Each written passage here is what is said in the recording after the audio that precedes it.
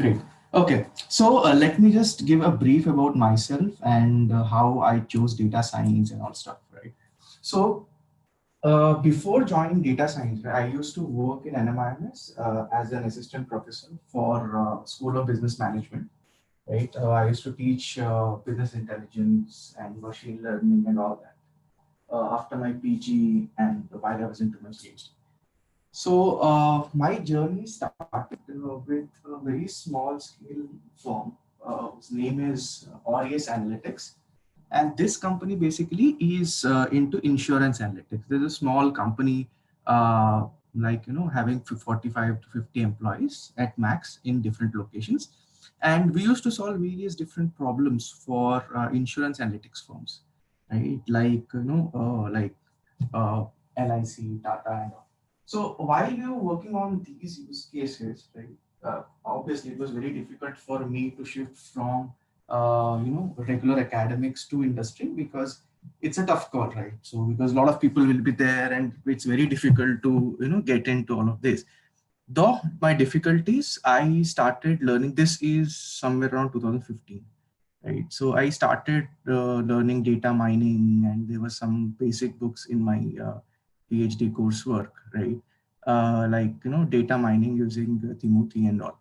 So while reading those, though that time it was typically, so the term called data science was not very affluent in India that particular time, and we were into data mining, data analytics is what people used to call that time, right? But at the end of the story, it was all related to machine learning, AI, and all those practices that we had. Right? So now, while I was working on that key, that in that company, I came across very crucial problems. Right? One of the crucial problem was in insurance analytics. Everybody will be knowing what is a term insurance policy. If you do not know what is a term insurance policy, I'll go ahead and answer that. But whatever questions you have, please put it on the chat box. Right. So let me first start with what is a term insurance policy. So typically what people do is when they join service and stuff, they try to buy a term insurance policy which says that you pay a premium of, let's say, for example, 18,000 a year, and we will insure you for around 2 crore rupees or 1 crore rupees, right? Right now 18,000 per year, if you pay to LIC, you will end up getting a 1 crore rupee policy, right? So now the main advantage as well as the disadvantage is this money you will not get back, right? So term insurance basically means that after you pay these premiums, and let's say suppose the person who is paying the premium dies, right? So when the person is dead, right, your family is going to get you 1 crore rupees. So that means this policy will not be giving you money back after certain years. So there are various other policies which give you money back, but this doesn't give you money back, right? Now, in most of the cases, what used to happen is people used to do a lot of frauds. Now, insurance is a very big thing, and there are a lot of frauds that are associated with it. Now, what are those frauds? So, I'll give you a small story, right, that you can relate to data science.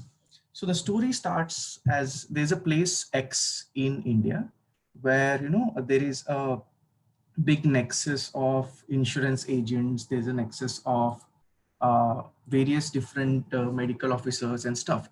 So the story starts here that there's an agent, okay, an insurance agent who basically goes to a mortuary. Now, mortuary everyone knows, right? So where the people keep dead ones, right?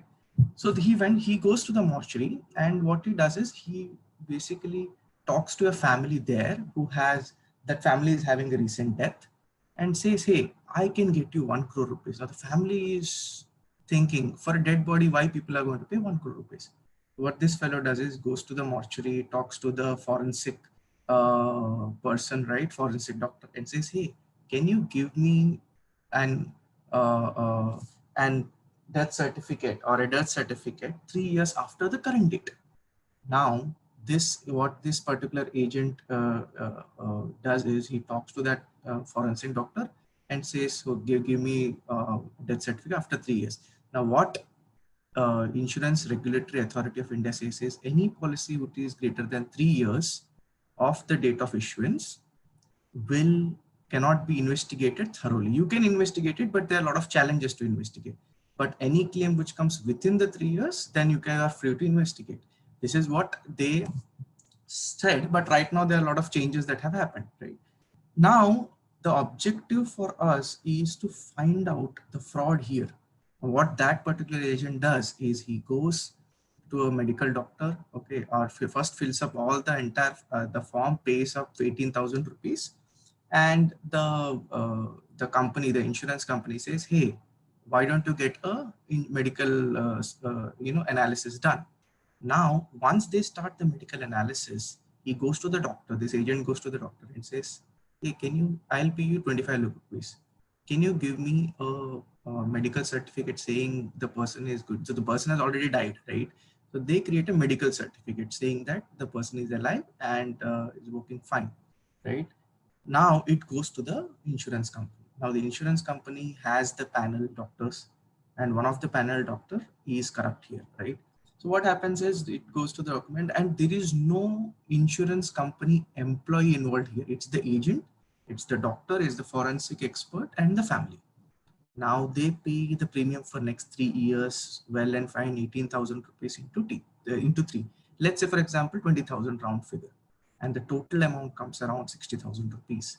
After 3 years and 3 months, they go and file a legitimate claim saying the person has died. Now, what the insurance company does is they know that this is the forensic doctor's certificate, this is the medical certificate and everything, and then they have to settle the claim, right? There's nothing wrong that we can see from here and say that, hey, it is a fraud. Now, because of this, there's a lot of loss for these insurance firms, and typically around 0.5% of the entire policy base have frauds. Now, imagine you have 1,000 policies, and out of 1,000, let's say for example 0.5. Can anyone tell me what is 0.5% of 1,000? You can write it on the chat. I want this entire conversation to be very interactive with the participants. Correct. So now 5 people out of 1,000. Now imagine everybody takes 1,000, everybody takes this particular policy worth 1 crore rupees. Can you tell me how much amount all of these people together pay for next 3 years? I want a number.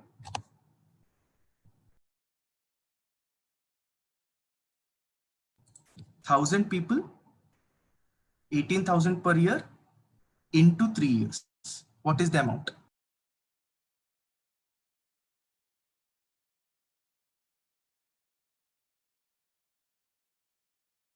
Calculate and write it on the. Okay.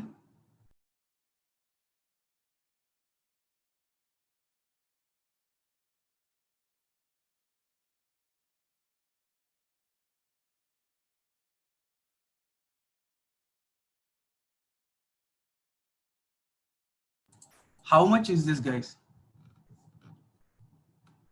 5.4 crore or less? 1,000 into 18,000 into 3. 5.4 crore. Yeah, 540 lakhs is 5.4 crore. Correct. So imagine that 5 people do fraud out of all of these. Tell me how much is the amount the insurance company is going to lose. Each policy is worth 1 crore rupees. So how much is the amount left out with the insurance company after 3 years? After 3 years, correct, right? So imagine how difficult it is to run an insurance company if you have frauds. This is a very classic case of insurance analytics. Now, I was really, happy that I joined this firm where there are very good problems that were solved, right? And this is a very classic case of where the insurance company can get bankrupt. Now, the objective for us to find out whether we can catch the fraud or not, right? Now, when we try to catch it, you obviously know some basic statistics, right? Basic maths. Imagine out of 1,000 cases, you have only 5 frauds. Whatever algorithm you create or whatever method you use, it is very difficult for you to find out those 5 from the 1,000. Yes or no?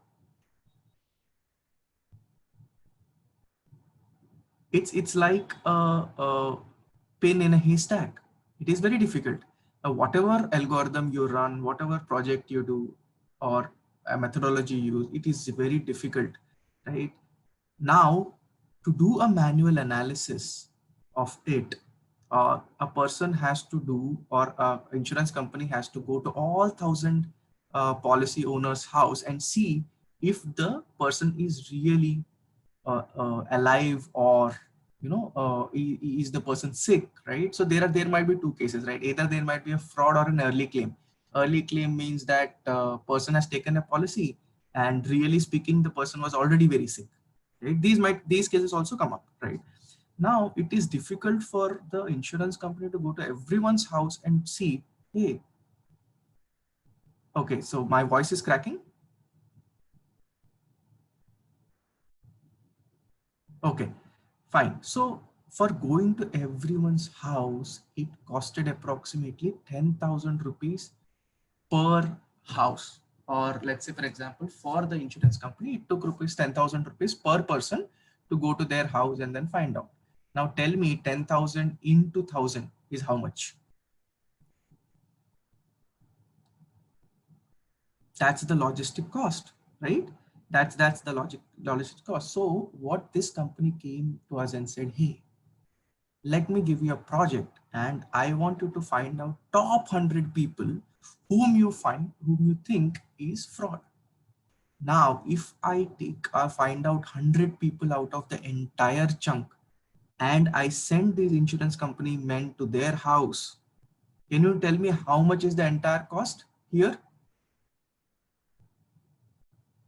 100 into 10,000 is how much?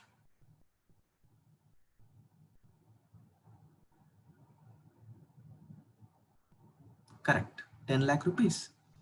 Now, if they invest 10 lakh rupees, is it better than what we are doing now? Manually going to every person's house. Correct. Rather than that, rather than going to 1,000 people's house, it is very good if we can go only to the 100 people. So now this is the place where data science came into place. Now those people said, hey, can you give me 1,000? Then we said, okay, I can give you 1,000 out of this, but first, can you tell me or give me certain data or data points that can lead me to create a machine learning model or an algorithm to find future frauds? Then they said, hey, okay, let me give you 50,000 policies. And out of these 50,000 policies, you have to, there are already frauds that are detected manually, and basis which you have to go ahead and find out for the next 1,000 cases. Now I said, yes, great. That's really good. So they gave me 50,000 policies. Now, once I got the 50,000 policies, I developed a model.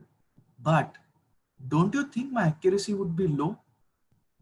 My algorithm, my technique, the accuracy would be low.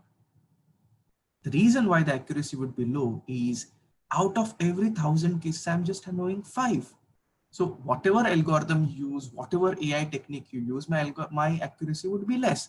But for this case, my accuracy is not that important. The reason is the product value or the end economic goal is, even if you find 3 cases, can you tell me how much money I'm saving? I'm saving 3 crore rupees, correct? So it's not that the accuracy which is important, but it is the overall valuation or the total economic help, or let's say revenue benefit that I can give or save for this case. So we went ahead, created a model, and our model was giving only 40% accuracy. Then the problem is, okay, if you're saying 40% accuracy for 1,000 cases, then for 100 cases, it will be too low. And what we did, okay, even if it is low, let's test it. So we went to the end consumer or the insurance company and said, hey, these are the 100 policies. Or they said, okay, can you make it 50? We said, yes, but the accuracy might drop down. They said, okay. We went, gave 50 of them, 50 policies, and then they actually went to their houses and checked, out of which they found out that 3 people are not there, have already died. We saved 3 crore rupees for that particular company. Now can you imagine the power of data science? This is a very classical case. Now there are a lot of cases. You must have seen data science being used in Amazon, here, there, everywhere, right? But if you want best outcome in less number of people, insurance is the best one, right? So we tried to assess that and we got the output. Okay, so that was the initial part of my journey after I joined industry. That was a very brilliant use case that I tried to solve, right? So if you just see the screen, right? So currently I work as a head of AI and machine learning for eClerx services, right? My basic work experience is solving various real world problems. There's insurance, I've solved problems in banking, finance, right?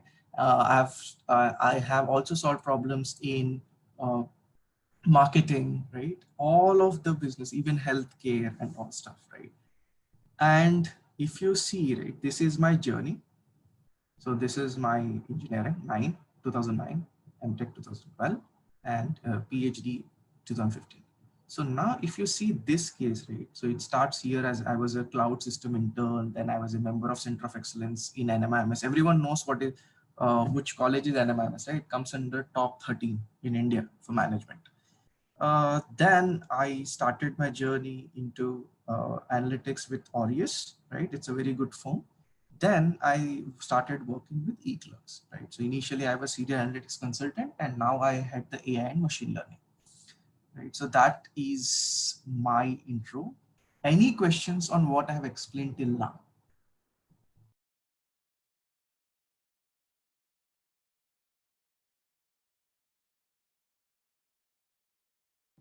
Great. Hope you understood the use case that I explained, right? Now let's try and understand what is the fundamental. Yeah, Abhinav. Any question? Abhinav Mittal, any question? Okay, got it. Okay, so let's start with my session with respect to Python. But before I start my session,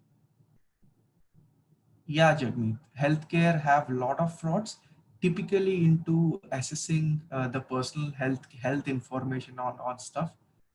So there are a lot of frauds, but I have not worked in frauds of healthcare. And even loans, so credit card risk, you have got home loans that you take with fake what is salary slips and all stuff, fake statements and stuff. Yes, but in healthcare I have not worked on fraud. Typically healthcare I have worked in understanding medical transcripts and stuff, as well as medical documents, converting that into text using OCR and all. So that the point where I worked in. Great.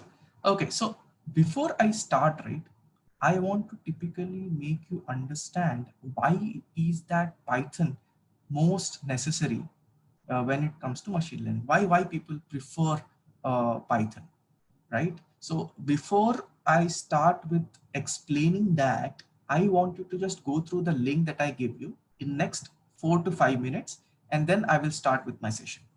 So I'm giving you the link.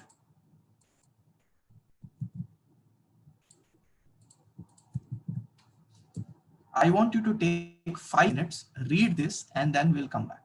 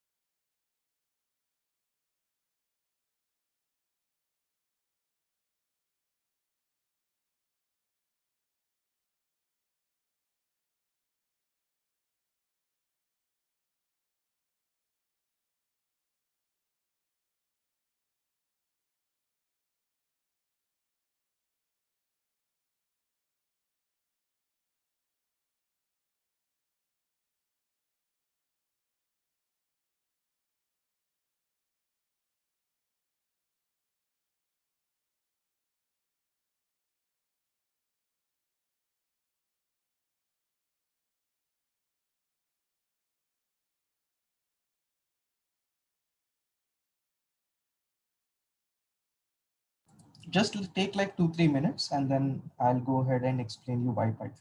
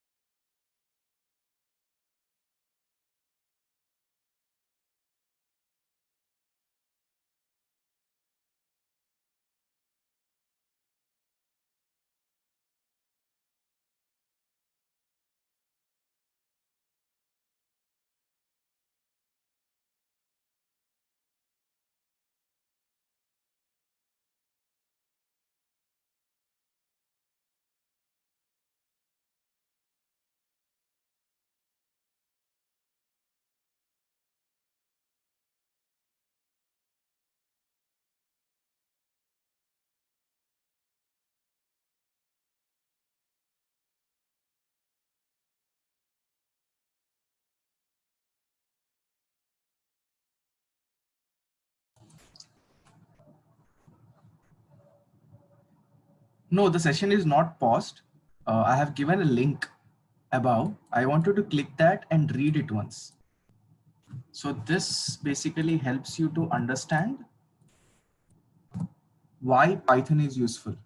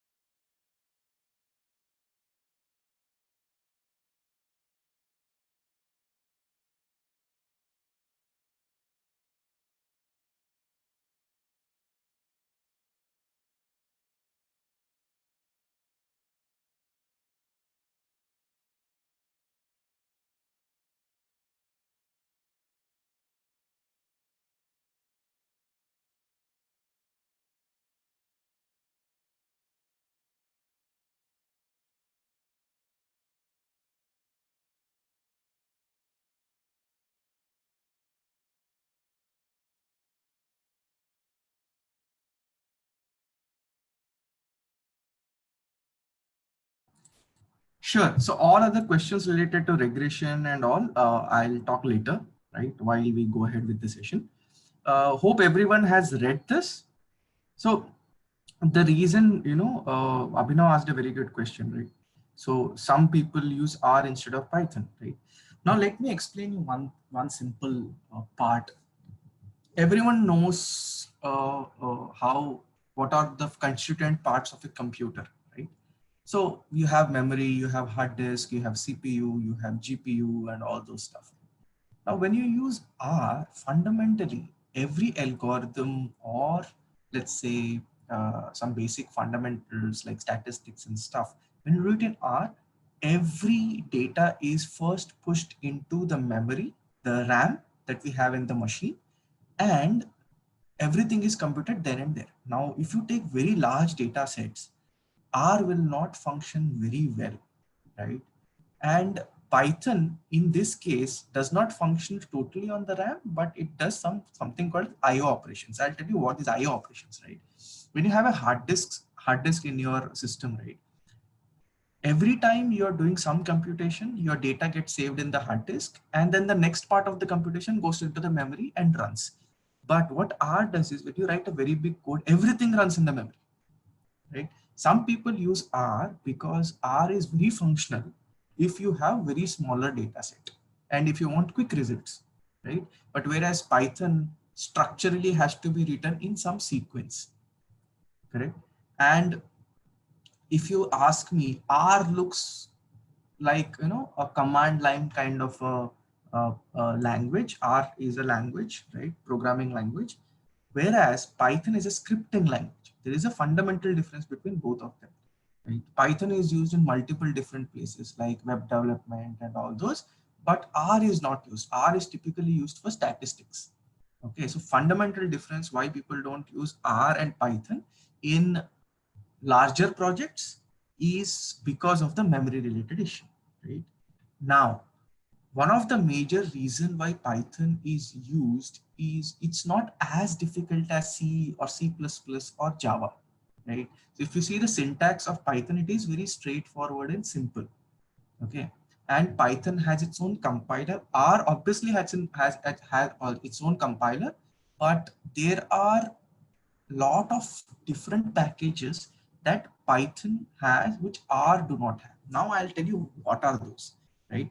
Now, if you see natural language processing, so everyone should look at the screen right now, right? So if you see here, you have a lot of packages that are present in R for data analysis, right? But the visual appeal of an R chart, right, is, I'll say, at par with Python, right? Similarly, machine learning algorithm, R has lot of packages, but the complex packages like TensorFlow, right? Keras, or let's say PyTorch and all those, these are typically used for advanced machine learning, deep learning kind of constructs. Now, deep learning is typically used for cases where their data set size is large. As I said to you before, right? If your data set is large, everything cannot be pushed into memory. If you want to actually do that, then your system should have at least 16 GB, 32 GB, or 64 GB RAM, right? Which is difficult to procure. Right now, if you see computer vision, natural language processing, speech analytics, voice analytics, there are a lot of libraries that Python has, which R do not have. Right now, the reason is everybody understood that okay, R can be used for smaller data set and R is more memory intensive. So why don't we choose a particular programming? Python is like long back. It's not started recently. Python was there long back, right? But people thought, okay, why don't we use a programming language which typically works on IO operations, right?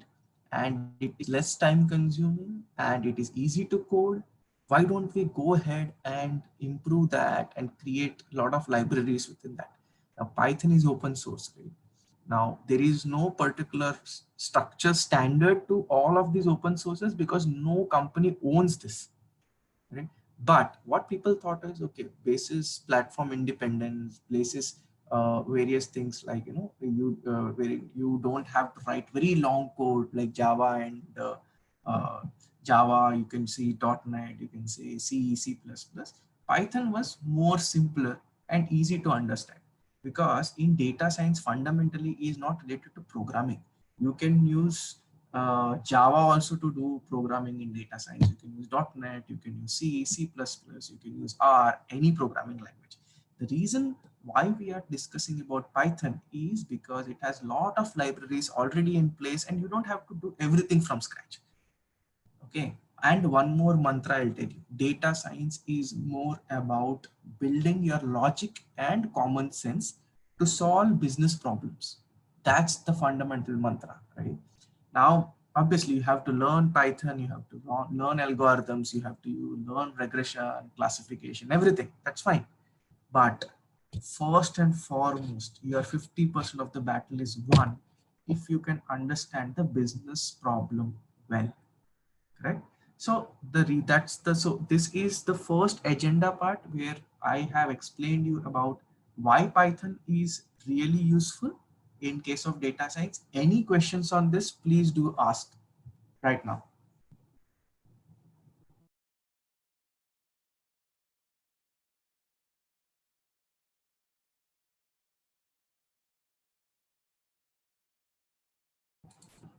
Okay, let's move ahead. Let's move ahead and discuss few more things.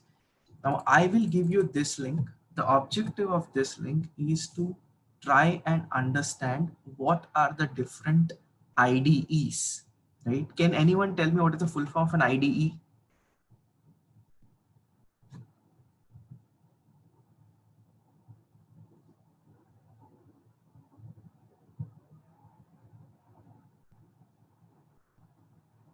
Correct. IDE means integrated development environment. So for any programming language, right, you need a place or a construct or a framework where you can start coding it and also see the folders, also see which particular compiler you are using, because Python will have two, Python 2 and Python 3, right? Now, similarly, R will have different compilers and stuff. So everything, if you want to see it one particular place, and also the system or the framework has to help you to write the code, right? Everybody cannot by heart the code. So it should automatically give you some certain options where you can go ahead and okay, type that particular option if you have forgotten, right? And IDE also very well helps you to integrate with databases, run all the algorithms at once and everything, right? Now, I want you to just go through this, just specifically go to this link and try and find out, right? And tell me which one do you feel is the best? And I'll tell you which one I feel is the best, right? So I'm giving you the link. Just spare 3 to 4 minutes. And also let me know if anybody has downloaded any ID.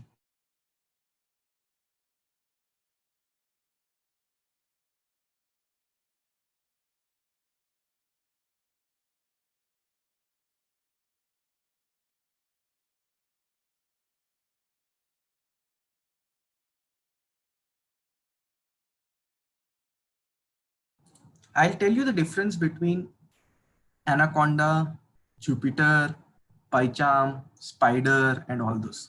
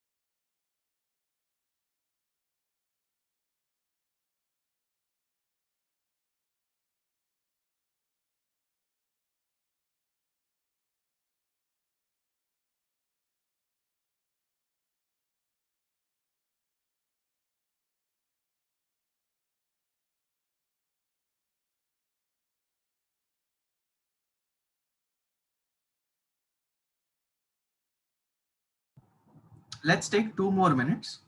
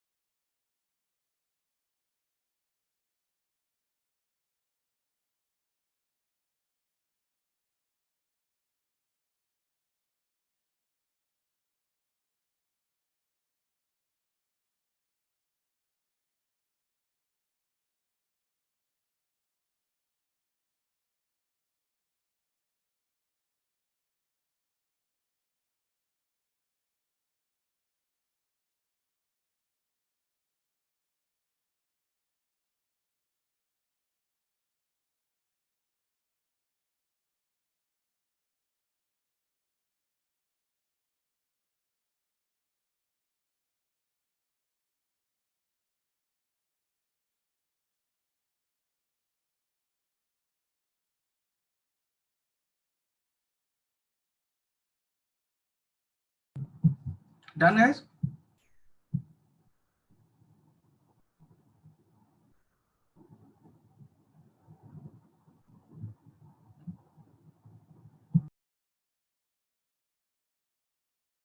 Let me know once you're done.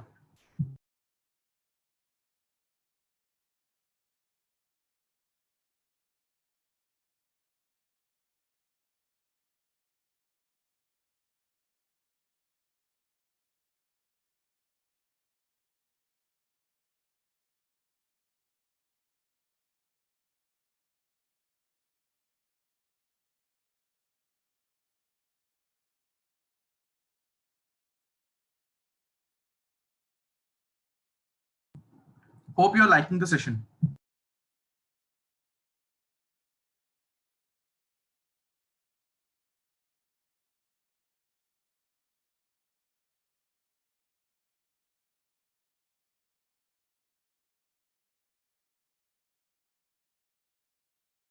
Great. Let's go ahead and try and understand for what cases PyCharm is good, what cases Anaconda or Jupyter is good, what cases Spider is good, right? I'll tell you this case. When you use PyCharm Community Edition or a Professional Edition, it is really very good when you're trying to develop a production ready uh, environment.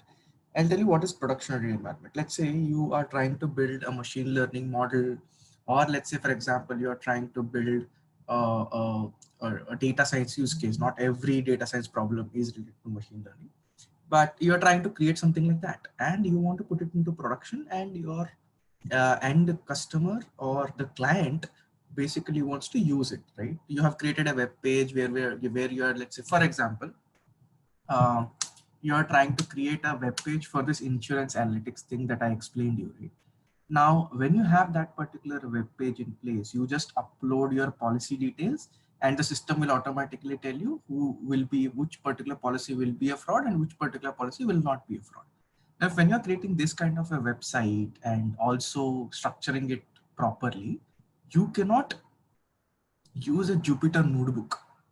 Okay, so Jupyter notebook, by which I mean, if you see here, right, see my screen. If you see here, at each and every point, you can run it one by one. So if you, let's say, click on this, shift enter, right? Sorry.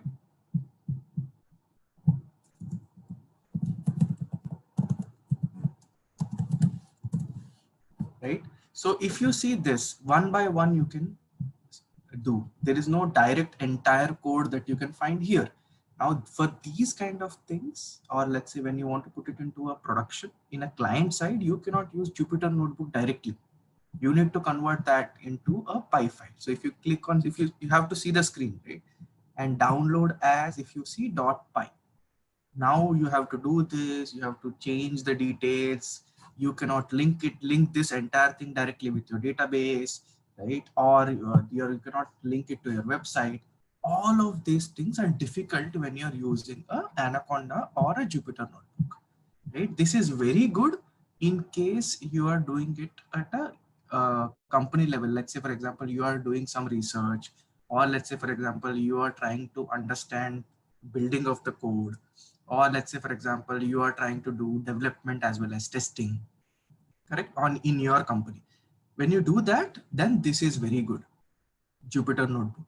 But when you want to put it into production, link it to your HTML pages or link it to your website and all those, PyCharm is the best, correct? So always I insist of using Anaconda when you're doing development and testing activity, right? Uh, somebody writes, we will learn only coding used for machine learning or can do other codes also. No, you can write any code you want. It's not only for machine learning. See, separate out Python from machine learning or from data science. Data science is a domain in itself, correct? Now, there is a different role a Python developer has, and there's a different role a data scientist has. Out of 100% of the time that the data scientist invests, it is only 25% of the time that the person is going to do the coding part. It is how, so data science is more typically of how do you bifurcate the problem, how do you understand the end customer's problem or the client's problem, make a proper flow of that particular problem, use your brain or logical sense to find out the right set of algorithms that can be used. Then you try and find out, okay, how do you show it to the end customer? Because end customer and the end client is not a data scientist. So you cannot just show some accuracy or this and that to that particular person initially. Obviously, you might have to show, but you need to understand how do you show all that, right?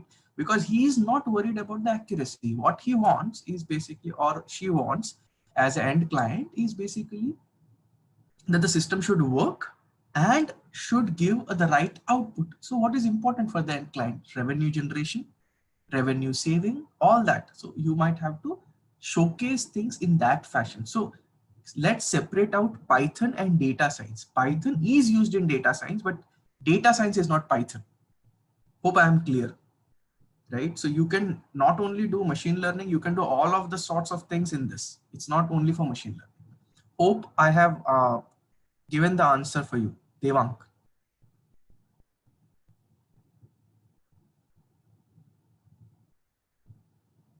Okay, let's go ahead and try and understand each and every step, right? Now, how many of you have installed Jupyter Notebook in your systems? If not, don't worry. I'll share you all the links, right? And then you can go ahead and start working over it. Okay. So our fundamental agenda today for this session of Python is to basically understand. Okay, Nadeep. So I'll explain you with respect to the IDEs, right? So as I said, Jupyter Notebook is very helpful in case when you're doing some development or a testing activity. But if you want to push it everything into a production or also testing in some cases, use PyCharm. The reason why you use PyCharm is basically to have that entire code. I'll show you if I have installed. I'll show you PyCharm.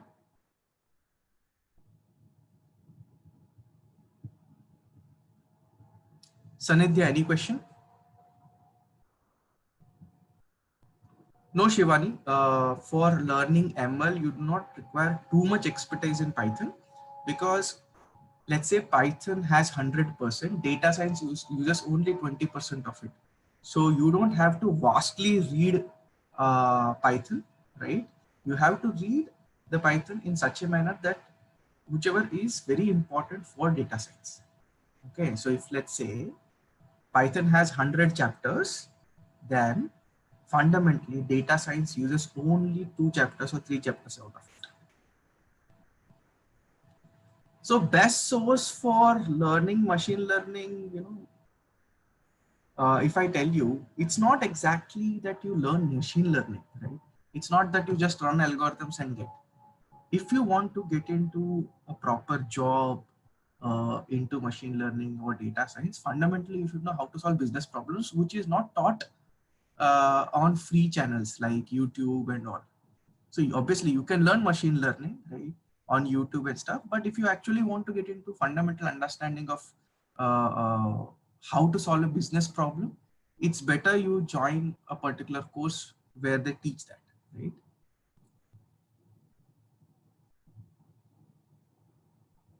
Okay, so if you see my screen right now, you can see that this is PyCharm, right?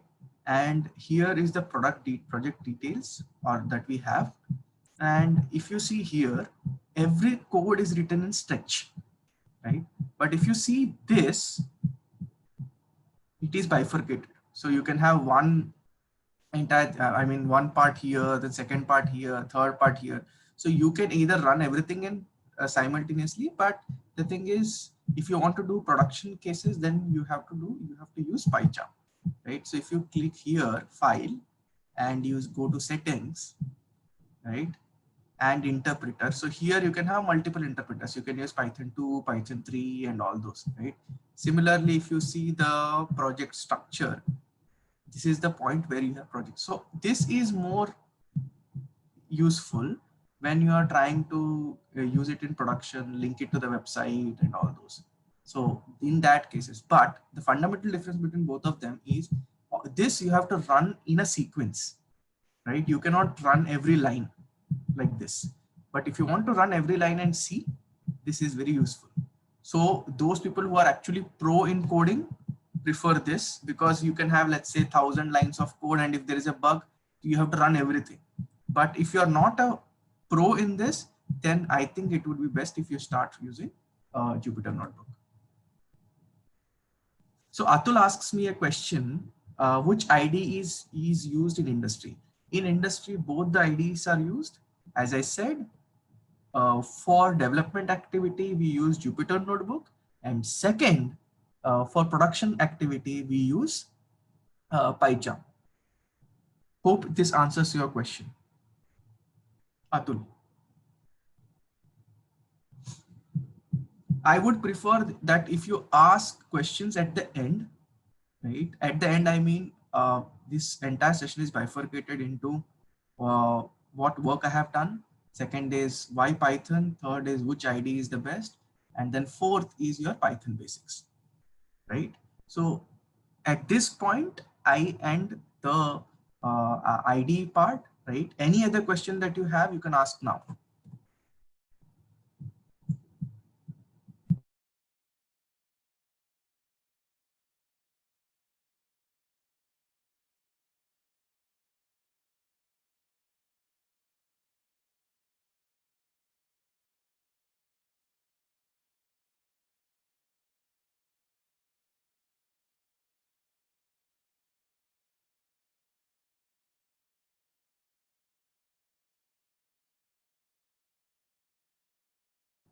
For you, the best one is use Jupyter Notebook. Okay. And Shivani asks me, Anaconda is not an IDE. Okay. Anaconda is a framework where you will get Spider, you will get Jupyter Notebook and all, right? And yes, it will be very easy to use PyCharm in near future. So what you have to do is every code, once you do it here, download it as file, download as Python, and run it in your Jupyter Notebook. Sorry, in your PyCharm. So Abhishek asks, is PyCharm good? Yes, it is good, but don't use it right now. So for simplicity, I'll give you an example of production and development, right? Let's say, for example, that I'm trying to solve this insurance analytics use case. Okay. So if I want to do research, try and find out what is there in the data, what algorithm to be used, how do you use it, right? And try and understand and develop an algorithm and all those things. For those cases in my local machine, Jupyter Notebook is good. Okay. But let's say the client asks me, okay, your project is done, everything is fine. Now, if you want to put it into production, the best thing is to use PyCharm.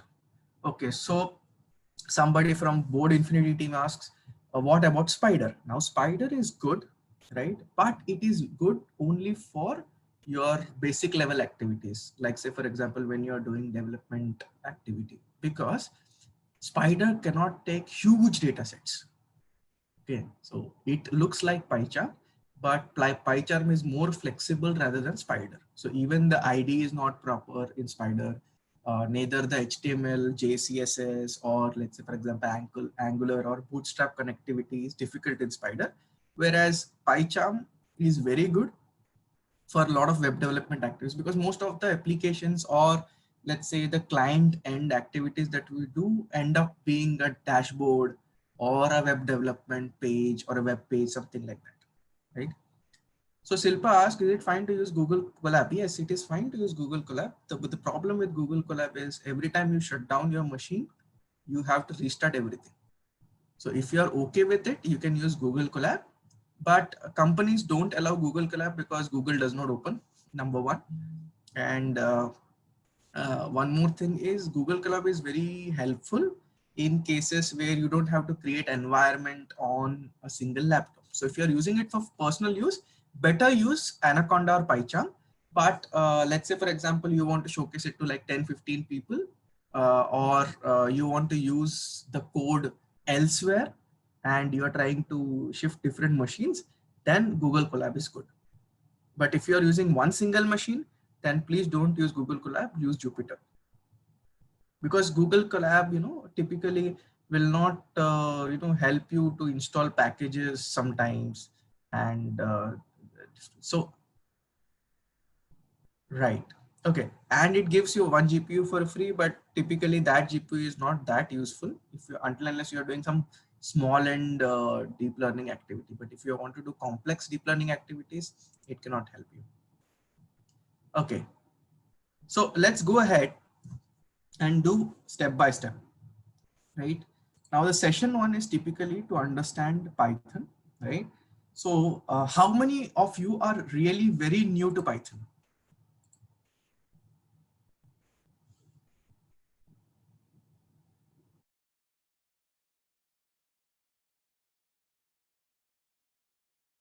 Got it. So there are a lot of people. Okay. So fundamentally, where do you download Python? I'll just show you and I'll copy that link. Okay. So downloading Anaconda. So this link that I'm going to share you is typically for your Jupyter Notebook and Anaconda. Right. So let me just show you this link. I am pasting that on the chat window. Okay. So don't download it now. Download it after the session is over. Okay. And for PyCharm,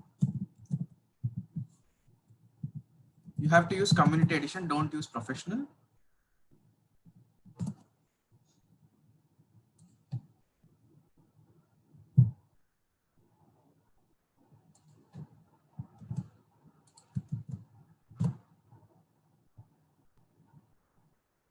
So if you install Anaconda, automatically you will get Spider and everything. So you don't have to worry much, right? But it contains Jupyter Notebook, which is very important for us. So let's go ahead with the session that we have. First thing is sys that we have. Now I'll tell you what it is. Typically, when you're trying to do programming, initially what people do is they do arithmetic. That means adding numbers, subtraction of a number, division, multiplication, and all those, right? So that is obviously there ahead, but I want you to understand that there are a lot of methods, or there are a lot of functions that are already there in Python, which you don't have to make. Let's say, for example, if you want to find out, if you want to develop a calculator, right? So fundamentally, there are a lot of functionalities or arithmetic logic which is already present in Python, right? You don't have to create anything. But if you take old programming languages before C and all, you had to create very large program to just to add two numbers, right? So here there are a lot of things. Now, if you are trying to do various data science projects, typically, or algorithms, you have to, if you want to do it on your own, right? then you have to start writing everything from scratch. Now, what Python is helping us is there are a lot of developers who are there available online who are trying to improve the libraries within Python. And typically, if you want to do, let's say, linear regression or logistic regression, you don't have to basically go ahead and develop the entire logic by yourself. You just have to import the package and use the right function within the package, and then your work is done, right? So if you see the first statement that we have here, import sys.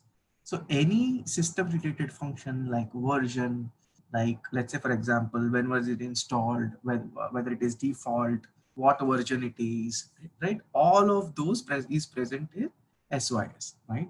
So if you want to run this code, what you have to do is, okay, so everybody see here, file, new notebook. I've created two different environments. I'll tell you what is an environment later. Click on this. You have a new. So if you copy this, paste it here, what you have to do is press shift and enter. So click here, press shift and enter. So it will run that entire code.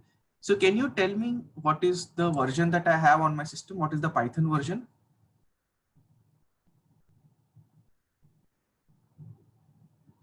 Great.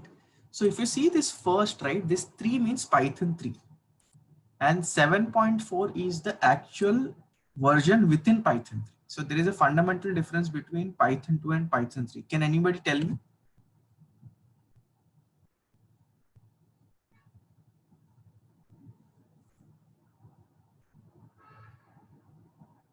Tell me what is the fundamental difference between Python 2 and Python 3?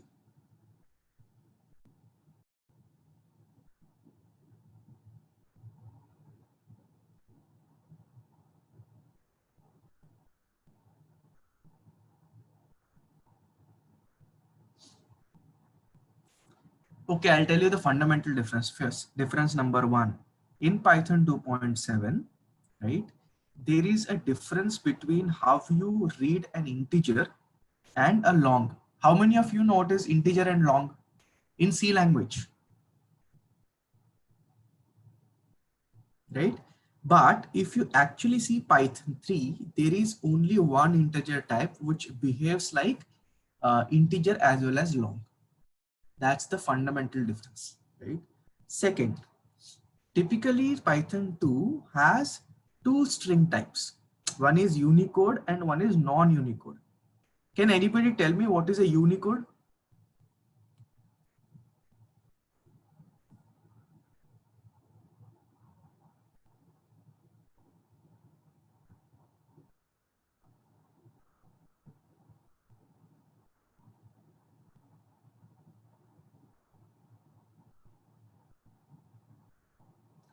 Right, so the primary difference between a Unicode and non-Unicode data types is basically its ability to identify and handle foreign languages. Foreign languages means what?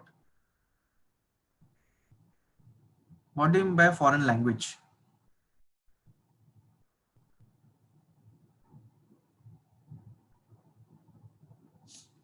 Textual characters, right? Textual characters might be written in any different language, right? Any human language, right?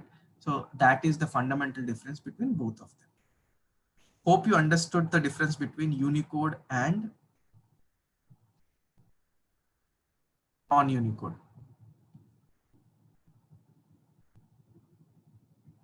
Great. Okay. One more difference, as somebody wrote right in the chat, is the print statement, right?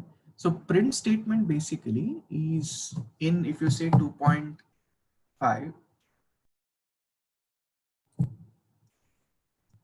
in Python 2, it looks like this. It doesn't work. See why? Because what is the version that I have is 3. Now, if you want to convert, so this is how it is written. Everybody has to see the screen. This is how it is written in Python 2, but if you see Python 3, it is written like this.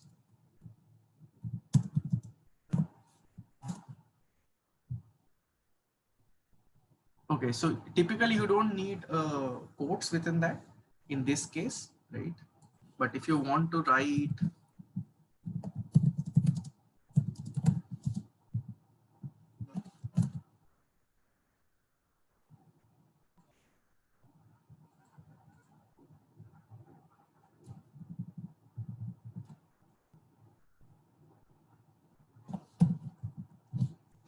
okay, so if you actually see this case right here, it works perfectly fine in this case, right? Now, if you want to concat it, you have to use plus. So we don't require strx here until unless you want to convert it into string. Okay. Now let's go here. Okay. So this we are trying to print hello from Python. Now printing 34, printing 2 plus 3, right? Now if you see, the answer is, let's say, right. I'm just trying to change this.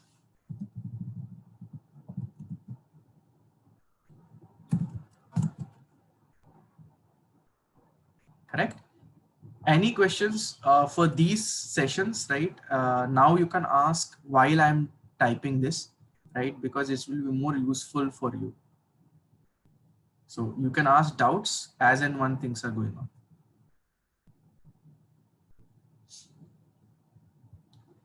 Okay, now if you actually see here, right, using variables, can you tell me what are the different types of variables that you can have?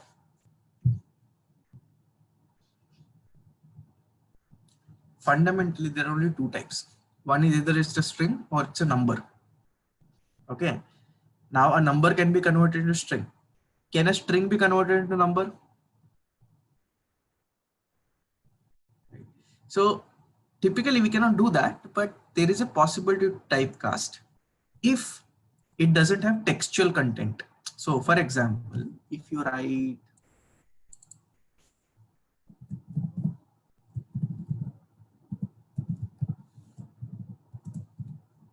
can you tell me now what is this X?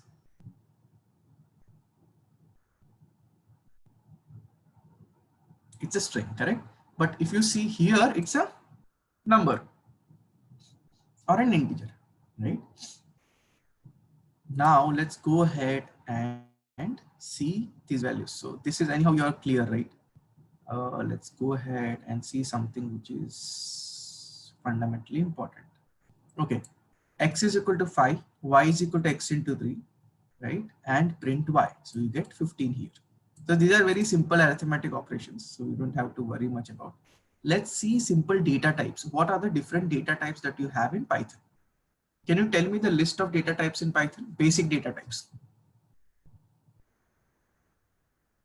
So you have integer, you have, sorry, you have Boolean, you have integer, you have floating point numbers, you have strings, right? None object and object type. So Prerna, character, float, long, don't worry about all of this. Python has only 5, right? One is Boolean, second is integer, third is floating point numbers. But floating point numbers obviously can be showed in integers, but typically when you write or try and find out what is the data type of X, it will give you a float. Okay. So let me repeat: Booleans, integers, floating point numbers, strings, and the none object, and then you can find out the object type, right? So 1, 2, 3, 4, and 5. Can you all list down within the chat what are the 5 different data types in Python?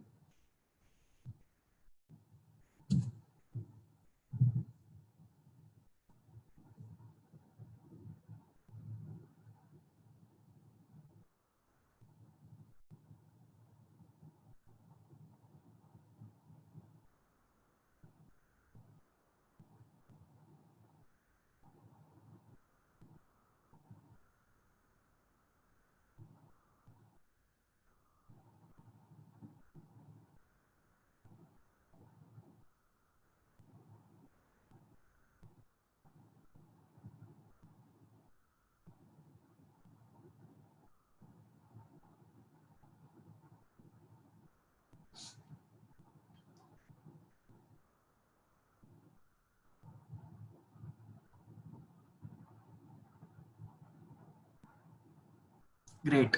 So Boolean, integers, non-object, and floating. So there is no object and non-object separate. Okay, there's only one non-object.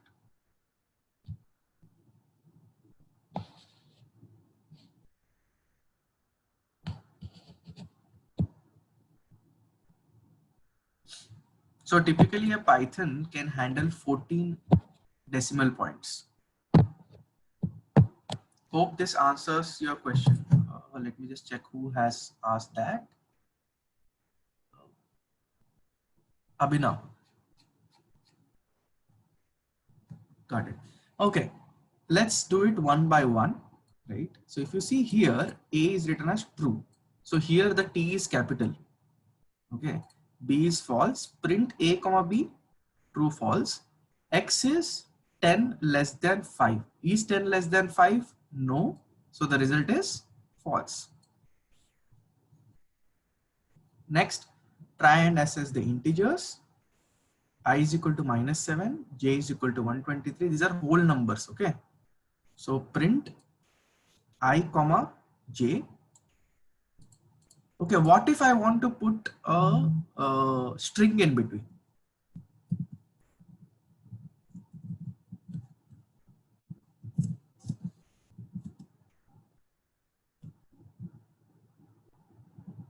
Will this work? Let's see if this works.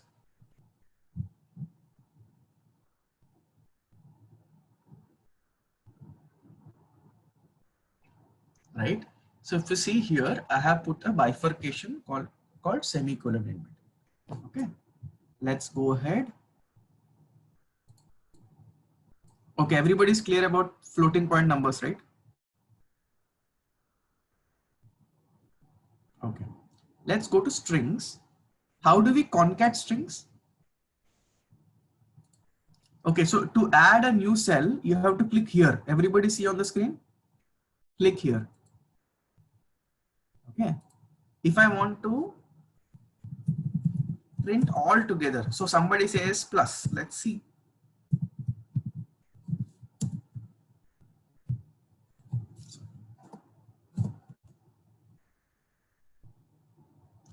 Okay, so if you write plus for string, it gets concated. Everybody understood this? I'll just delete this. Okay, so to delete any cells, let's say I add this cell, right? To delete any cell, click here and press D two times. So if you press D 2 times, then the cell will get deleted. Understood?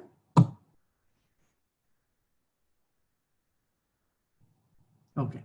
Now this is very important, the none object. So it says the none object is a special built-in value which can be thought of representing nothingness or something undefined. For example, it is used to indicate that a variable exists, but you do not give value to that particular variable. Understood? It is not an int, it is not a float, it is not a boolean, right?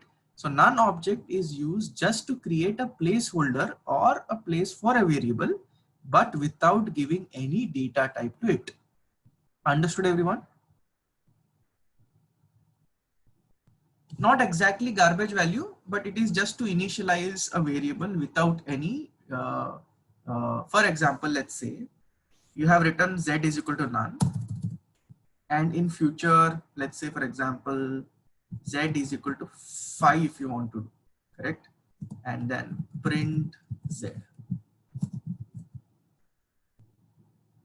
So if you want to just initialize it in a global fashion and then use it locally, right? Then you use z is equal to none. Hope I have answered your question. It is not for garbage value. Okay. Next, object type. Here is a is equal to true. Print a comma is of type A. If you want to actually find out the class or the type of a variable, then you write type in bracket A. Okay. So if you select this, shift enter, you will get true is of type Boolean. Understood this part? Similarly across. So all of these are same. So I'll share you this particular sheet. So in the favor of time, I'll just skip these because this is very simple. Correct, Prasad. So Prasad asks, are the data types auto assigned to the variables? Yes. So if you write x is equal to 5, x is equal to 3.1.4 and all. So let's solve this. Correct, Rohan, D type also.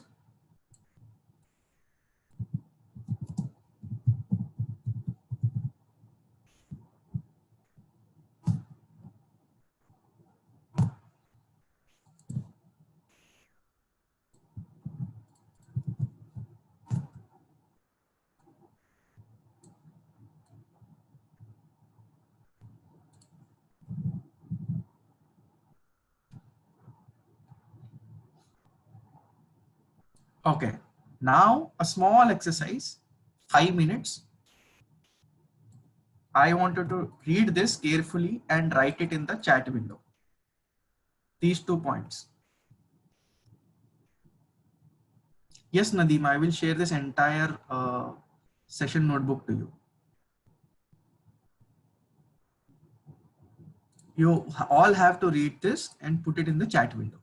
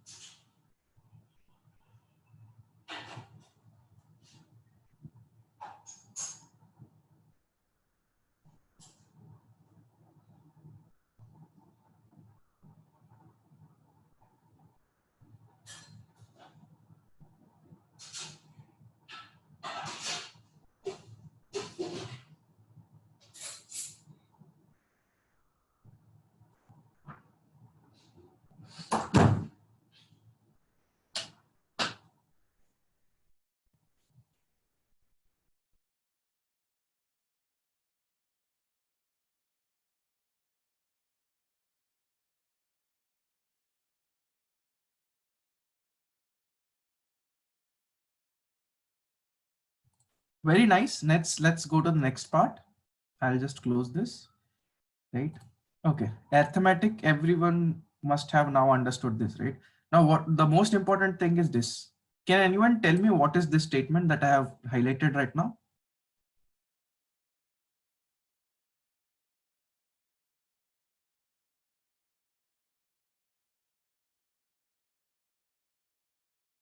So this basically gives you the reminder, okay? And exponential, this is the way you write. So if you want to write 10 raised to 2, then you have to write 2 multiplication signs. Hope I'm clear. What you have to see is these. Float division, modulus, correct, the BODMAS rule, right? And next, these are all very easy. Let's go to the next session. Okay, I want you to do this.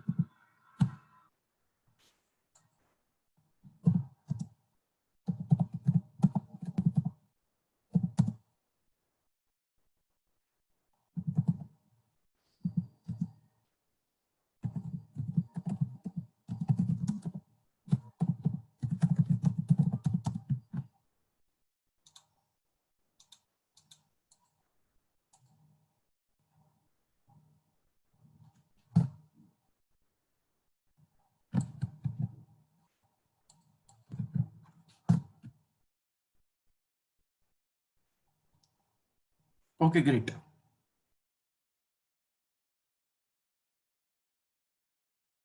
Let's go to the next session.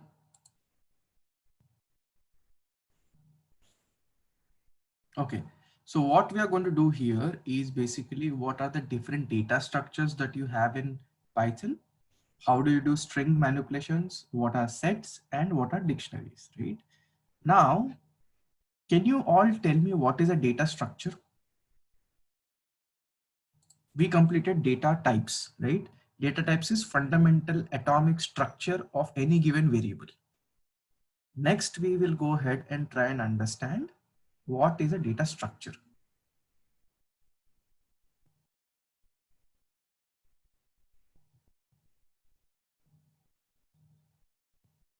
Can anyone tell me what is a data structure?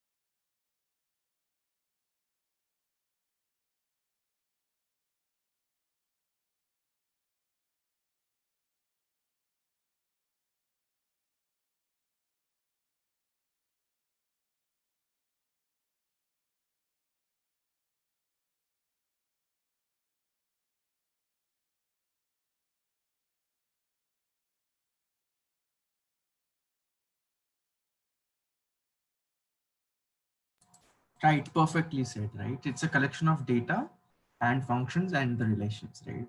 I'll tell you what is tuple. So tuple typically contains any number of items. You can type 1 lakh, 2 lakh items and all this. So tuples is basically a structure where you can put the items together, right? Now, tuple can have mixed types. That means it's not like an array that you will have only one type of data. That means only integer or only float or only string and all this. You can have string, boolean, float, everything in one different structure. So everybody can see these points. They are very well written points, right?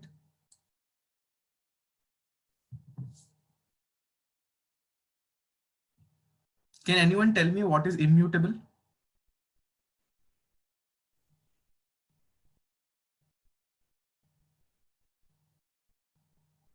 Correct, right? But there is some other data structure which can be changed, right? Rather than tuples, it's called a list. We will see that later. Yeah. Okay. So if you see here, the items have a defined order.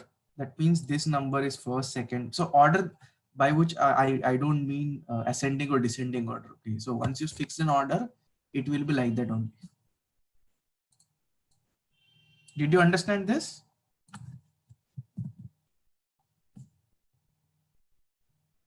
Okay. Let's move ahead. This is okay. I want you to read this line very carefully.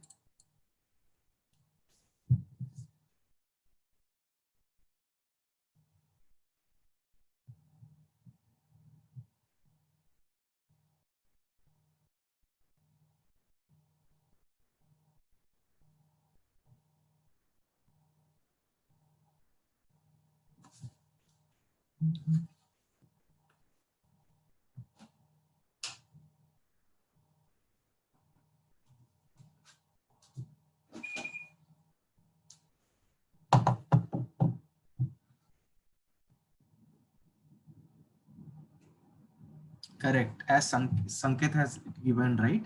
A comma B 2 comma 3, then A is equal to 2 and B is equal to 3. Everyone understood? So if you see here, T is written as 2 comma 3 comma 4. When you write XYZ is equal to T, then this 2 becomes, so X becomes 2, Y becomes 3 and Z becomes 4.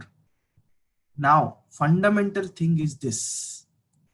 The number of variables used to unpack the tuple must match the number of elements in the tuple. So if you write X comma Y, let's see if this works, okay?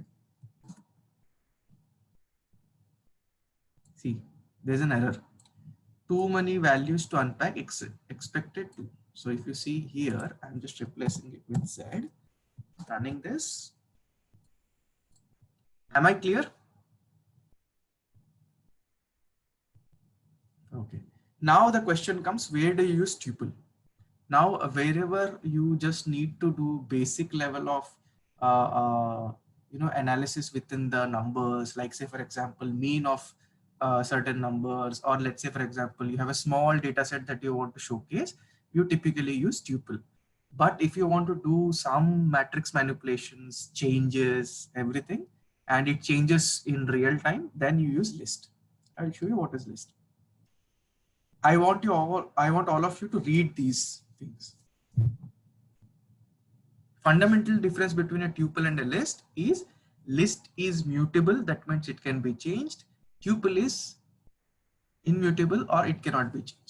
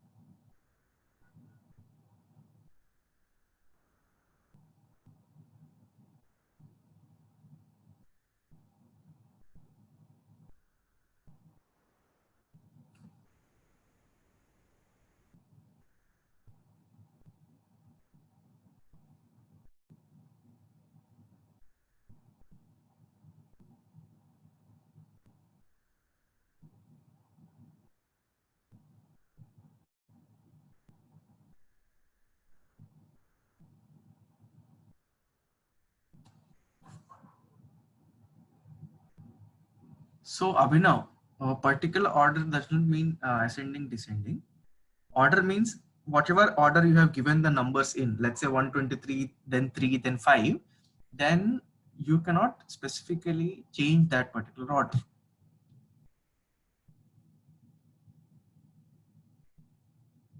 Yeah, list has internal details, right, for putting things in order. Okay, so if you are asking about order in tuple, it cannot be changed. But if you're asking about order in list, then yes, it can be changed.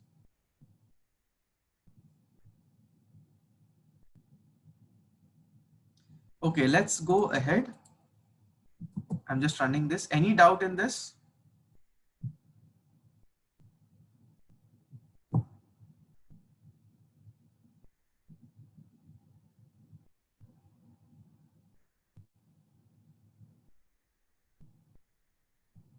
Got it. Let's go ahead.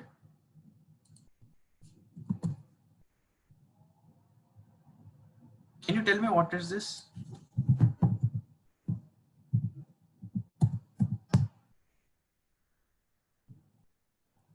So if you write input, right, that means it will take input from the command line. Okay. So it is taking input 2, it has come here. It is again taking input 3. What I have printed, I have entered. It is here. 5 is here. 2 is here.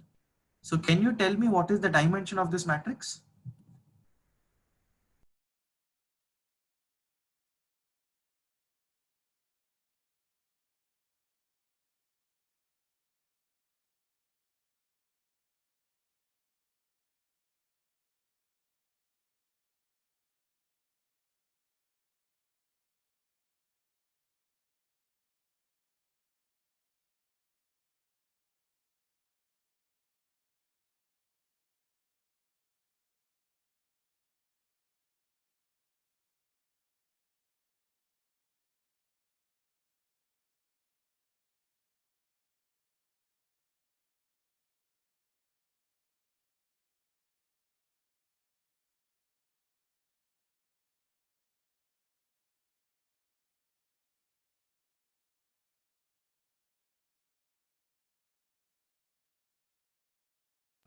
Got it. So is it a two-dimensional or one-dimensional?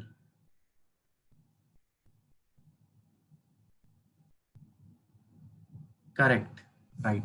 So let's go ahead and see this. Any questions in this? So a tuple getting converted into a list getting converted into tuple is simpler.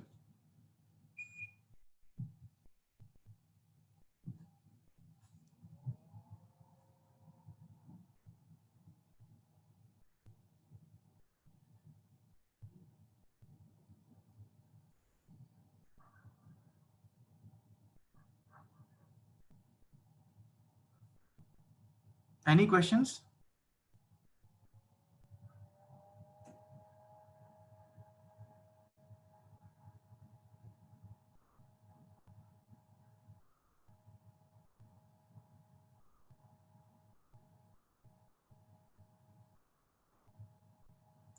Okay, so the correct answer basically is two-dimensional. I'll tell you how a 1D looks. 1D looks like this. I'll just put it on chat.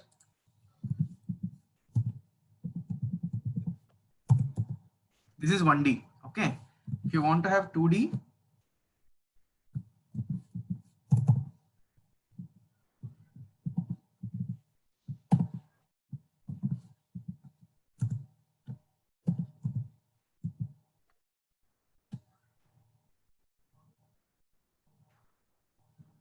so the one I showed you previously is a one-dimensional form, and the one that I've shown you is a two-dimensional form.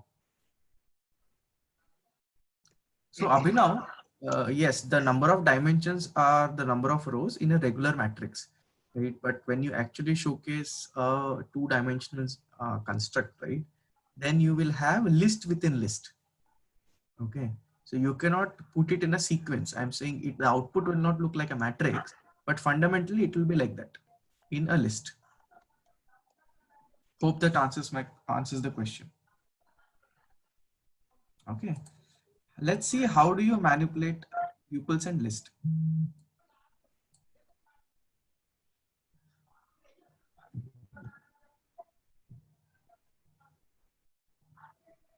So if you want to show an index, all the indexes for a tuple starts with 0. Can you tell me what is x0?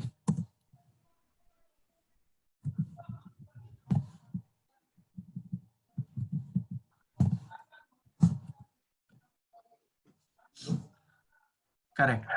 So if you take tuple or you take a list, everything starts from 0. Okay. When somebody writes -1, that means the last one. Okay. So x square bracket -1 means the last element. Understood? Okay. Now let's see how do we slice it. Any questions on this? I want you to just look at it, and if you have any questions, you can ask me.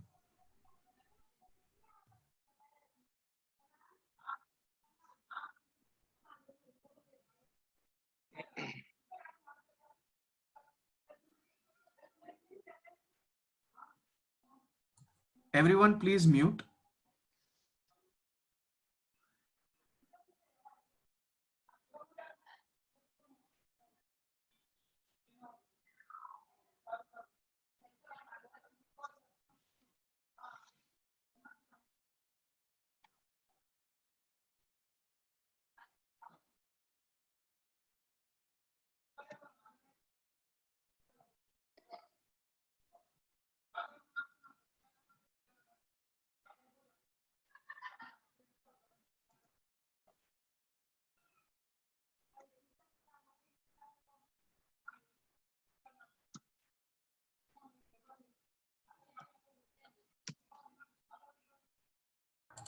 Any question on this?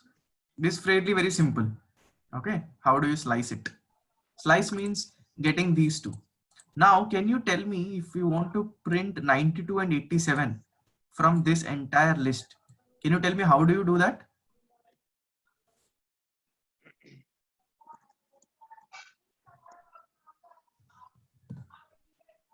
I want you to extract this 92 and 87. Okay, so Shyam says 3 colon 4. Let's see whether 3 colon 4 works.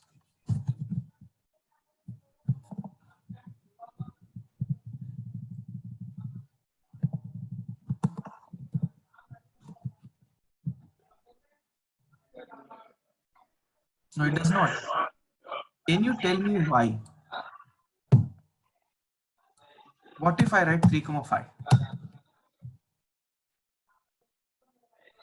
This is 0, this is 1, this is 2, this is 3, this is 4. Correct? But when you write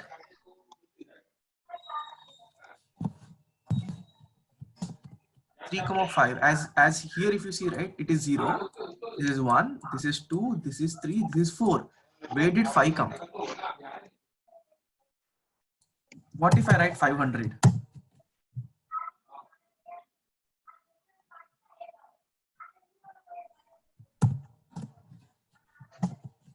Can you see what happened in this case?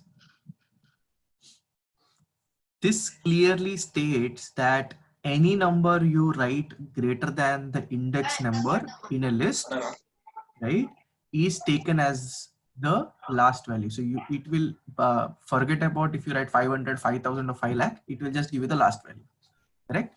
But if you want to extract these two, then fundamentally you have to write 2. Can you tell me 2 and 4?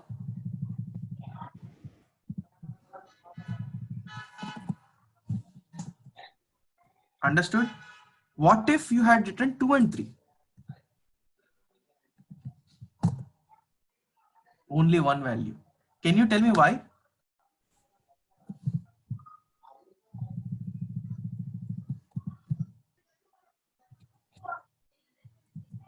Correct. So when you write 2:3, and if the fundamental difference between the previous value predecessor and the successor value is only 1, then it fundamentally leaves out the successor value. Okay, because only, so if you see here, right, this is 0, 1, 2. Okay, so it takes only the 2 value but discards if you write 3 here. Understood? 2 is inclusive, 3 is exclusive. Okay. Now I want you to look at this. Basically what in operator does is tries and finds out if this number is present in this and returns true or false. Any questions in this in operator?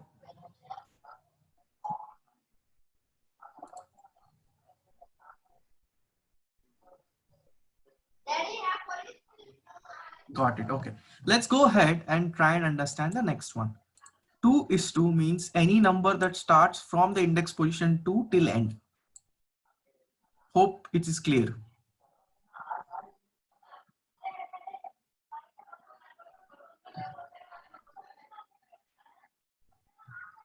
Did you understand this? Any doubts, please ask.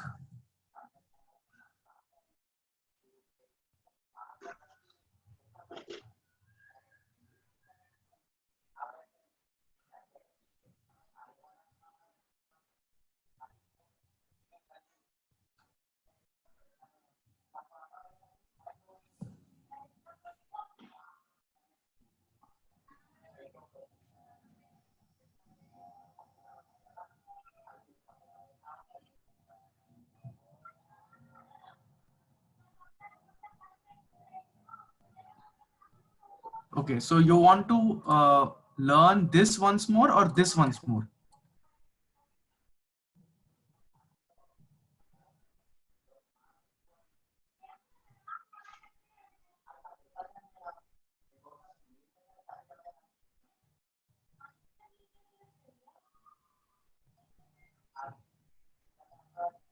Okay, got it. Okay, so if you see here, right, what is this? It is the index position. So this is 0, 0th index position, 1, 2, 3, and 4. If you write 2, what happens is it first finds out here. Okay, so and if you write colon and if you write a number here, let's see what you get. Okay, you get 3 and 4, 2:4. But if you remove this 4, it takes you, so let's say if you take a bigger number, bigger set, See here. Roshan, did you understand this? What is happening?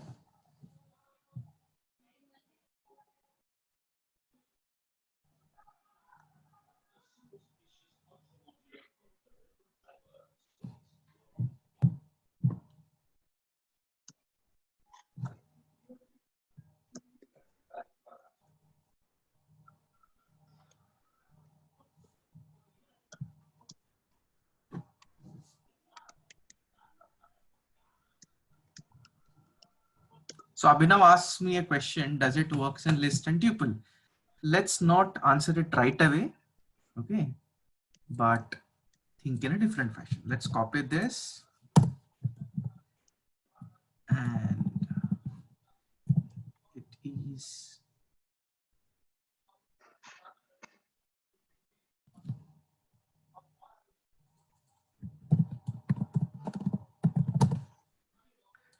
okay.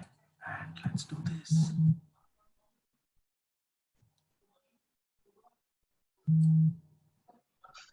So does this answer, Abhinav?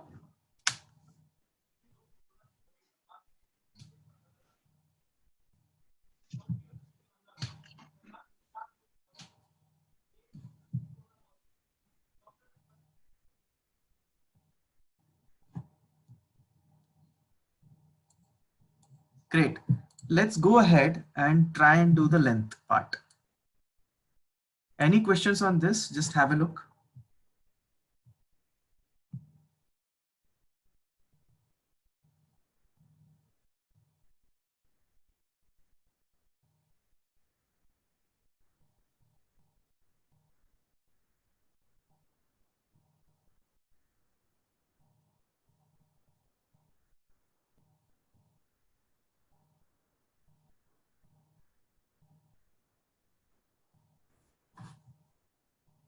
Guys, any question on this part?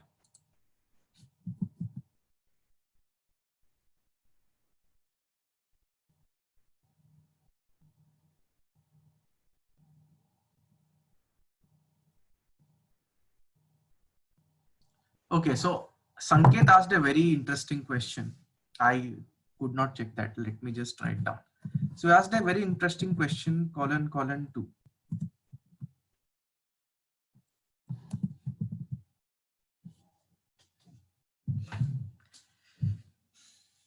So Sanket and others, it's a very interesting question. So basically it is like start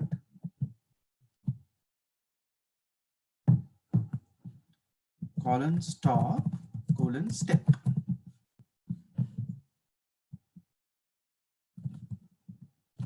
So Sanket, let's not directly get into odd even order, but if you see here, right, everyone see here carefully.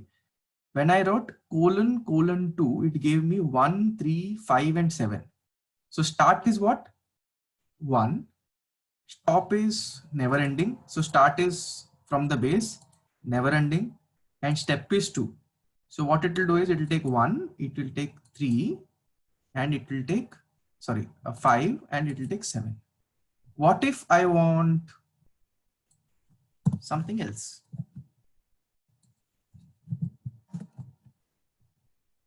Did everyone understand what am I saying here?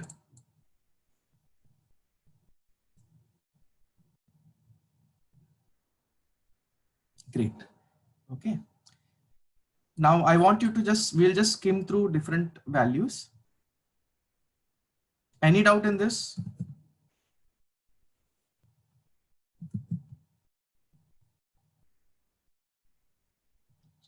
Can you modify list? Yes. Can you modify tuple? No. That is what the answer this is. Any questions, guys?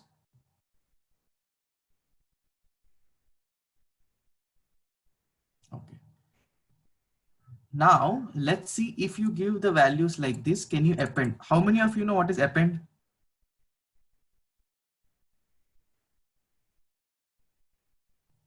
Yes. So append means basically adding a value, right? Not so basically not addition, but adding. That means adding an element at the end. Okay. Understood this? Correct. Adding data without deleting previous data. Next is position number 3, put the value 1111. Understood? Position 3 is this 0, 1, 2, 3, 4. So at third position, that is this, enter this number. Understood? Then you have remove. Similarly, you are removing the number 123. So you can directly remove the number with entering the number rather than the position. Okay, let's go ahead. Now, if you want to do it by position, then you write DEL X square bracket 0. Understood?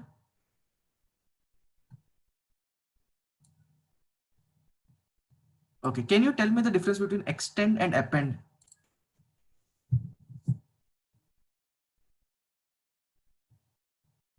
Extend means retaining the original value, right? Original list, and just appending values to it. Appending means adding values to it.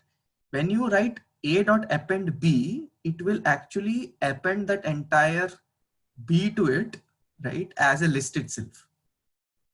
Did you understand this?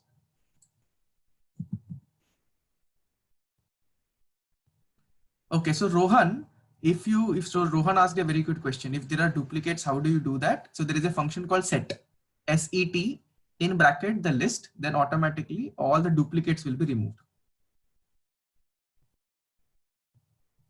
Okay, now let's go ahead and do this.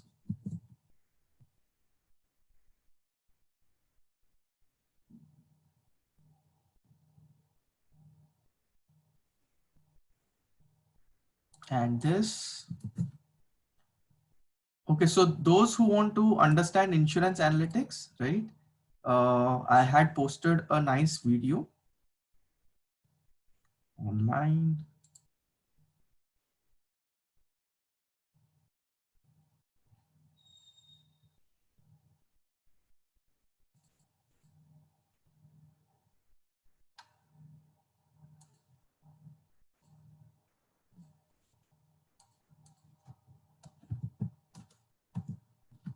So you can have a link that have a look at the link that I have posted right now after the session. That will give you some basic understanding of what kind of problems exist in insurance analytics. And do share this link with your friends so that they can also get an understanding of it. Right, let's move ahead, and I want you to look at this reverse and the sorting of the list. So list is 13542. Please ask any doubts if you have on this.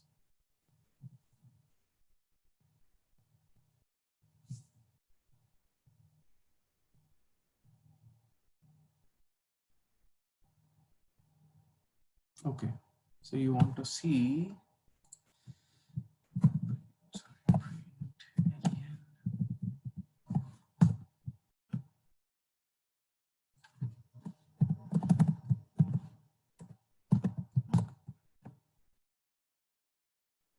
One, two, three, 4, 5, 6, and then 7.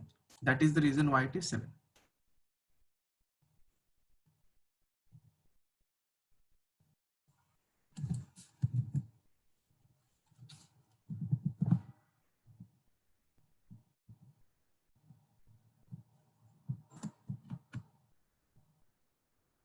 Does this answer your question, Sanket?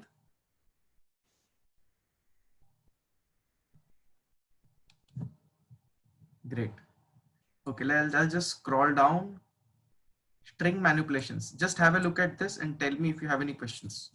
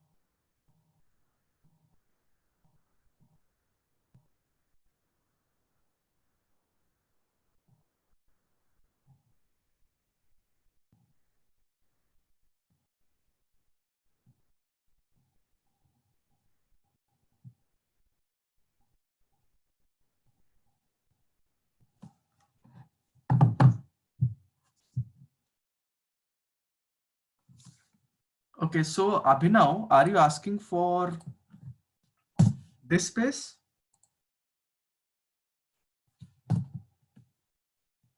See, hope your question is answered. Great. Okay, let's go here. What do you understand from this?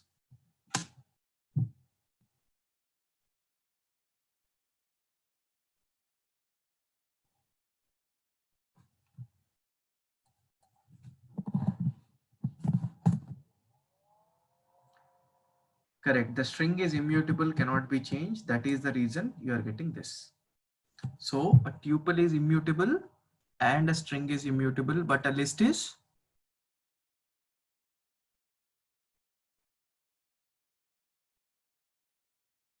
Can everyone tell me what is list? Mutable or immutable?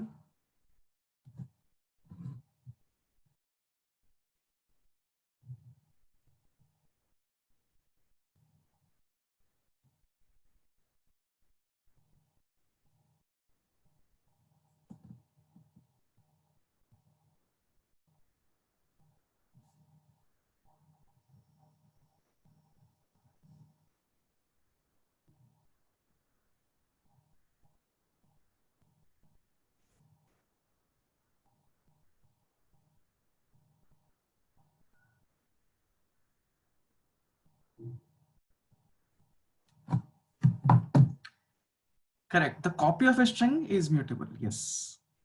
So let's go ahead. Okay, just go through this.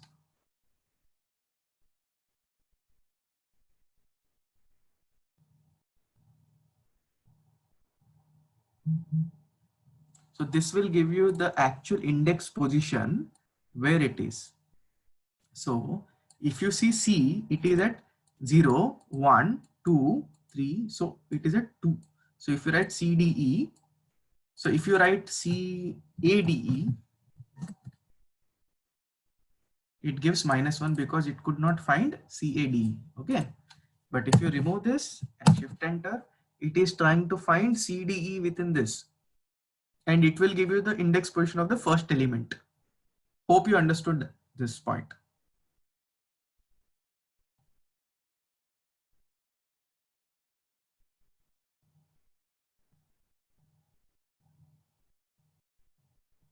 So today we will complete the session 2 and next session we will do the rest.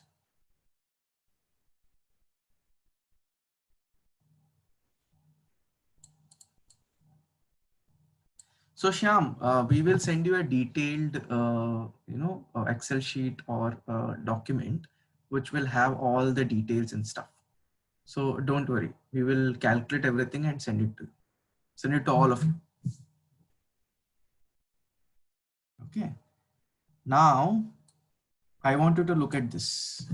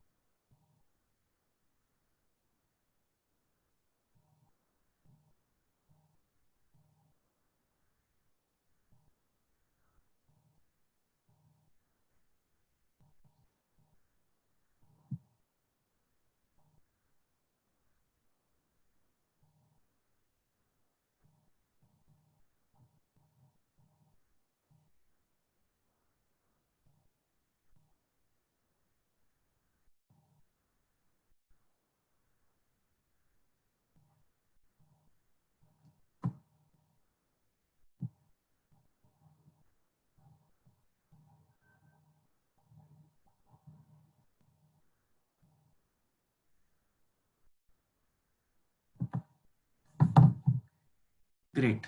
Okay. Now I want you to do this exercise. Okay, I'll copy it, paste it here.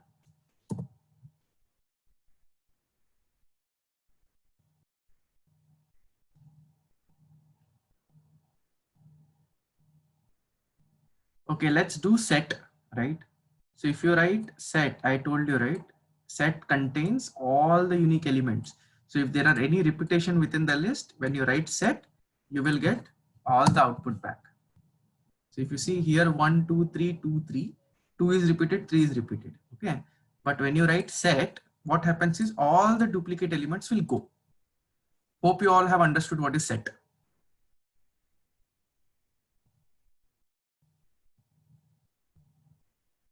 Okay. Let's go ahead. Dictionary. Dictionary is very useful in cases where, so Abhinav, there is no mutability set. Set is not a data structure. Set is just to remove these numbers. So at the end, you are just working on the list. So you cannot say set is mutable, immutable. Whether list is immutable or mutable is what is important for us. Next, dictionary. So if you select this, what happens is a structure is wherein you have a key and a value. So let's say, for example, marks of a student, and the student's name is, let's say, Hemant, and the marks is, let's say, 50 out of 100. Okay. So what is the key here in this case? So correct. So the key here is A. That means, let's say, for example, marks of a student. If you take me as a student, then Hemant is the key and the value is 50 marks. Okay. So it works like a key value pair. Correct. Yes. So if I want to get the value of badminton, so D, what do I write here?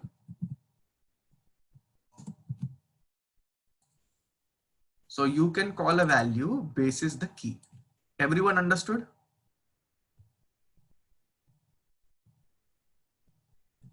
Okay. Now let's see this. There is no G, right? So that's why the error.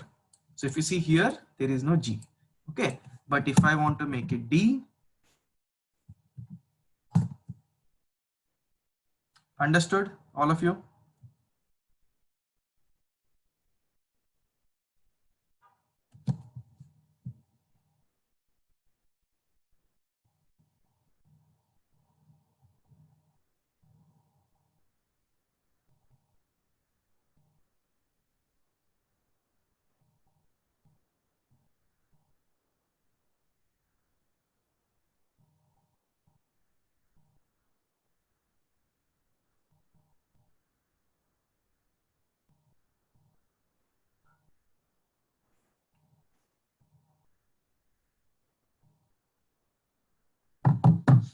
Got it. Okay. Now let's go here.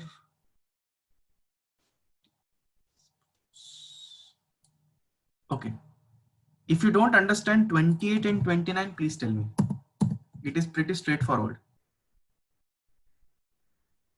Okay, so the duration of the session will will end once we reach this point.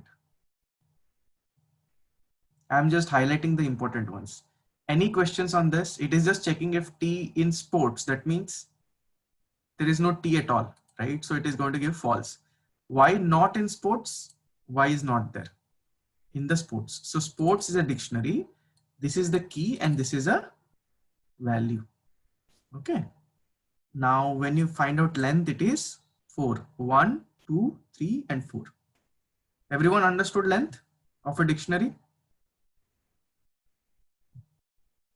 Okay. Now you can change. Let's see. It is very simple. If you want to enter and give a new entry, write down like this. And what is the other most important thing? Okay. See this and tell me if you understood. So if you want to get only the keys, right? A, B, C, D, E, then you write sports.keys. If you want values, you write sports.values. Any question? Similarly, this. If you want to convert a dictionary into a list, then you write like this. Sports.items list. Understood? Great. Okay, so please have a look at the video that I have sent. right? And similarly, I will also send this entire session notebooks to you. I want you to install Jupyter Notebook using Anaconda and then load it. So once you load it, it will look like this. So you will have a folder, right, where you will have all of this, and I will send you all of these codes to your email IDs.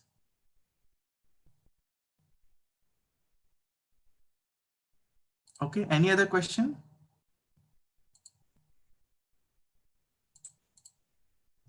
Hope you all liked the session.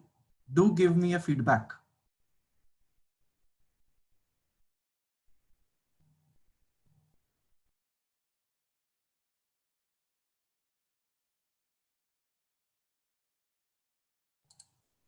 Thank you all, and we'll meet in the next session.